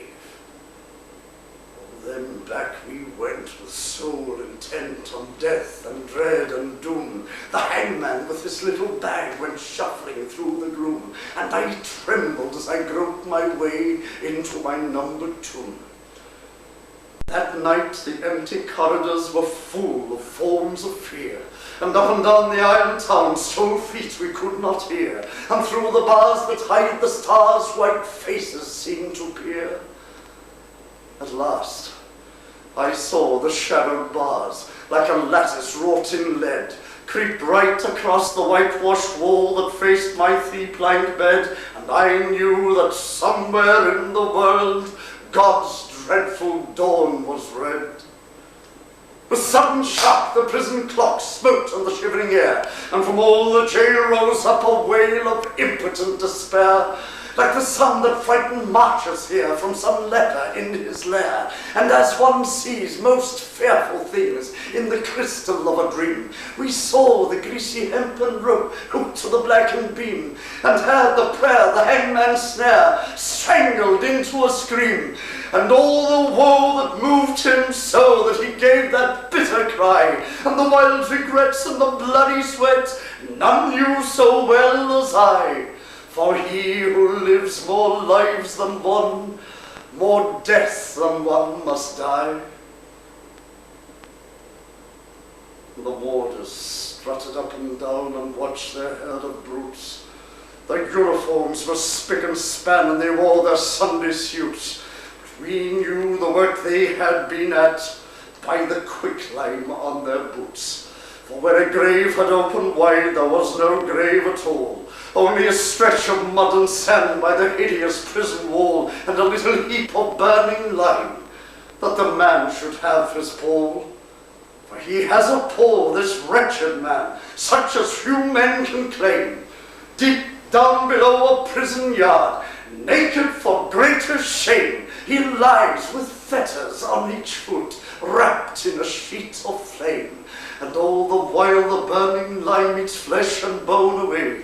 It eats the brittle bone by night and the soft flesh by day. It eats the flesh and bone by turn, but it eats the heart alway.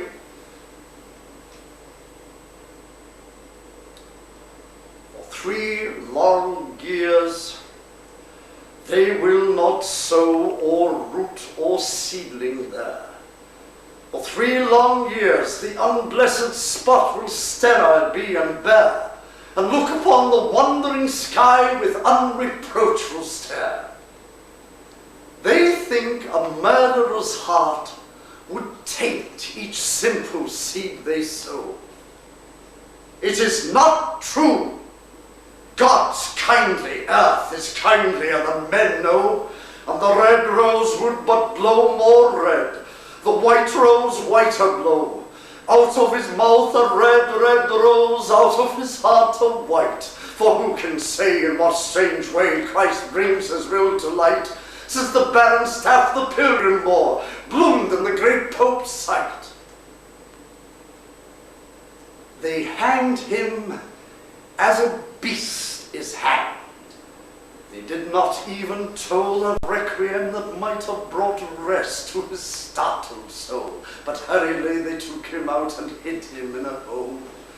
The chaplain would not kneel to pray by his dishonored grave, nor mark it with that blessed cross that Christ for sinners gave, because the man was one of those that Christ came down to save.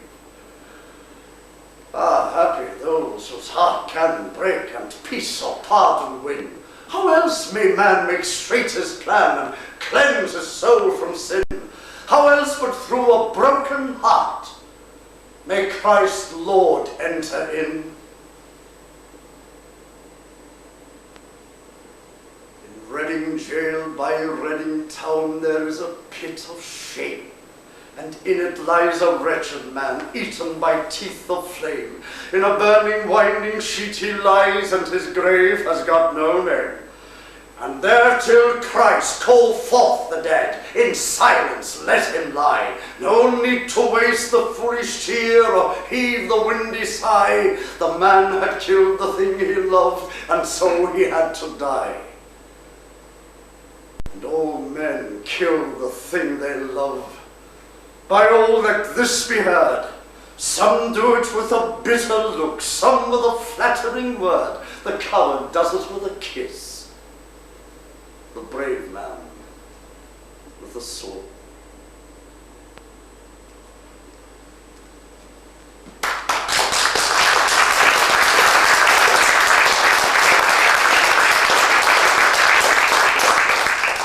Well, the reunion of Oscar Wilde and Alfred Douglas did not endure. Many circumstances, both sordid and tragic, forced them to part again, and Wilde drifted about all over Europe, mainly in Italy and mainly alone, a derelict in the prime of life. And his poor wife, Constance, died in Genoa, and stricken when he heard the news of her sudden illness by grief and by despair, he rushed to be by her side, but he was too late. He would say goodbye to her. So he covered her grave in red roses, and he drifted all over again. Always to the south, Rome to Naples, Naples to Sicily. But it was his beloved Paris that was to be his ultimate and, I think, inevitable destination. And he wrote no more. Like Socrates, he taught, or not as wisely perhaps, but as well. And although death was so much nearer than he can possibly have imagined, he did live on for a few more months in the Latin Quarter, in a little hotel whose proprietors, Monsieur and Madame de Poirier, evinced for the Irish poet a very tender, and perhaps more to the point, a very practical love and kindness. And I think that he was quite comfortable there, and I think he may even have known some happiness there, had it not been for one small thing. But that one small thing, for as long as it remained within those walls, barred all chance of happiness from him, and that was the wallpaper. But the wallpaper was tough. A design, we are told, of remorseless and repellent aspect, carried out in 3 colors, shades or tints: magenta and magenta and magenta. And every time poor Wilde looked at it, which had to be pretty often since he was there so much, he gave vent to his favourite slogan: "It is killing me, Robbie, killing me." And once, when even he must have known just how close death was, legend has it that he stared for a long time at the offending wallpaper, with a half-sad and half-comic smile on his face, until eventually he nodded his head and said, "Yes, but of course, one of us had to go." But I don't think it was the Hotel d'Alsace, or even the wallpaper, that was making him unhappy, but the thought of his marvellous and so tragically ruined life. Strange that I was not told, but the brain could hold in a tiny ivory cell God's heaven and hell. And nothing left now but a poor derelict man, dying at the age of 46.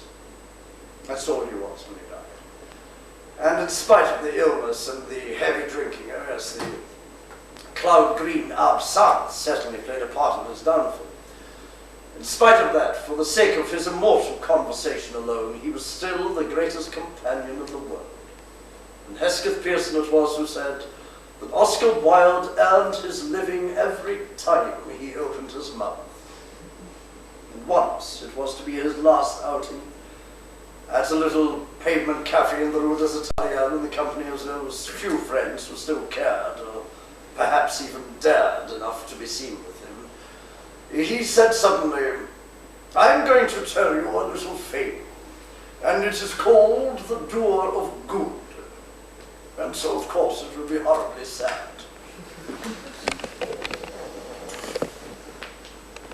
Night fell on a purple city, and he was alone. And in a street of that city he saw one whose face and raiment were painted, and whose feet were shod with pearls.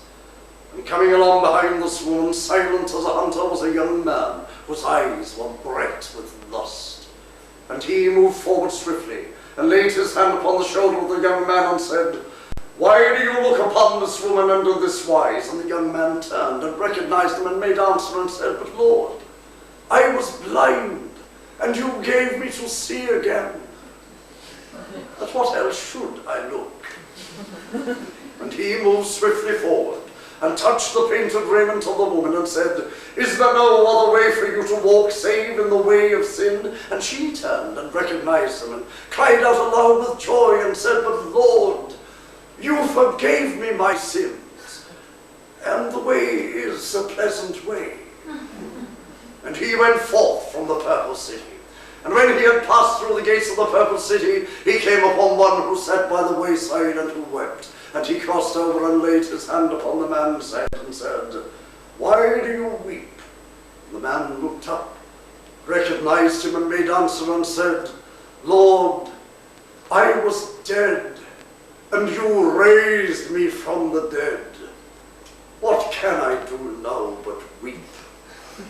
Lord, my Lord."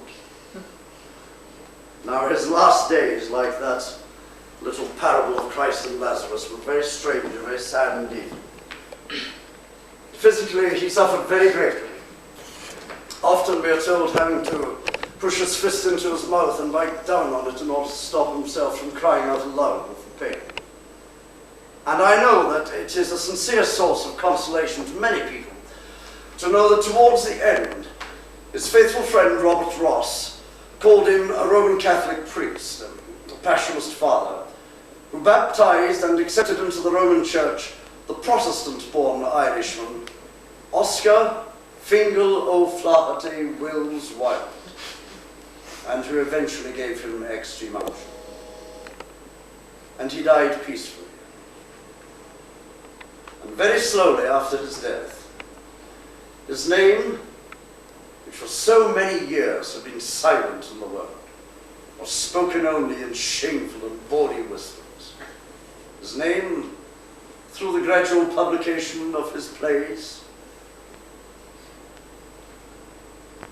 his books, his fairy tales, his fables, his incomparable essays on art and life, slowly his name began once more to sound like a bell in the world of art and letters. And to the very end he retained not a little, but a great deal of his old incorrigible willfulness and gaiety of mind. And legend has it, in the morning of the day before he died, he turned to his faithful friend Robert Ross and he said, "Robbie, when the last trumpet sounds, and you and I are couched in our purple and porphyry tombs, I shall turn to you and I shall say, Robbie, the last trumpet.